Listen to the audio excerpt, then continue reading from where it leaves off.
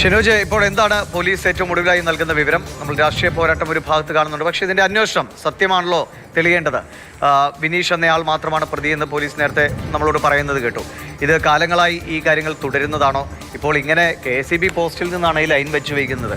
ഇത് ആദ്യമായിട്ട് ചെയ്ത സംഭവം അല്ലെങ്കിൽ കാലങ്ങളായി ഒരുപക്ഷെ ഈ മേഖലയിൽ ഉള്ളതാണെങ്കിൽ അത് KSEBക്ക് അതിനെക്കുറിച്ചുള്ള അറിവുണ്ടാകണം. അവർ അത് ശ്രദ്ധിക്കണം, ഇത്തരം നടപടികൾ ഉണ്ടോ എന്ന്. അപ്പം അങ്ങനെ പാകപ്പിഴകൾ പല ഭാഗത്തും സംഭവിച്ചിട്ടുണ്ടാകും. എന്താണ് ഇപ്പോൾ ഏറ്റവും ഒടുവിലായി കിട്ടുന്ന വിവരങ്ങൾ?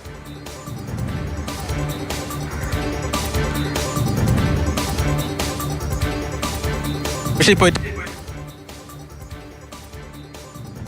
ബ്രാഞ്ചിലേക്ക് മാറ്റിയിരിക്കുകയാണ്. ക്രൈംബ്രാഞ്ച് ഡിവൈഎസ്പി ആയിട്ടുള്ള C. അലവിക്കാണ് നിലവിൽ ഇപ്പോൾ പോലീസ് ഈ അന്വേഷണ ചുമതല കൈമാറിയിരിക്കുന്നത്. പ്രത്യേകിച്ച് നമുക്കറിയാം, ഉപതെരഞ്ഞെടുപ്പ് നടക്കുന്ന സമയമാണ്, രാഷ്ട്രീയ പ്രത്യാരോപണങ്ങൾ വലിയ രീതിയിൽ നടക്കുന്ന സമയമാണ്. അത് മുൻകൂട്ടി കണ്ടുകൊണ്ട് കണ്ടുകൊണ്ടാണ് ഇത്രയും പെട്ടെന്ന് തന്നെ ഈ അന്വേഷണത്തിൻ്റെ ചുമതല ഇപ്പോൾ ക്രൈംബ്രാഞ്ചിന് നൽകിയിരിക്കുന്നത്. ക്രൈംബ്രാഞ്ച് ഉടൻ തന്നെ ഈ കേസുമായി ബന്ധപ്പെട്ട കാര്യങ്ങളൊക്കെ തന്നെ, ഫയലുകളൊക്കെ തന്നെ പോലീസിൽ നിന്ന് സ്വീകരിക്കും, കൈമാറുമെന്നാണ് പറയുന്നത്. എന്തായാലും ഈ കേസുമായി ബന്ധപ്പെട്ട് ഒരാൾ മാത്രമാണ് നിലവിൽ പ്രതിയായിട്ടുള്ളത്. അത് വിനീഷാണ്. നേരത്തെ 2 പേരെ പോലീസ് കസ്റ്റഡിയിൽ എടുത്തിട്ടുണ്ടായിരുന്നു. വിനീഷും ഒപ്പമുണ്ടായിരുന്ന സുഹൃത്തായിട്ടുള്ള കുഞ്ഞു മുഹമ്മദും.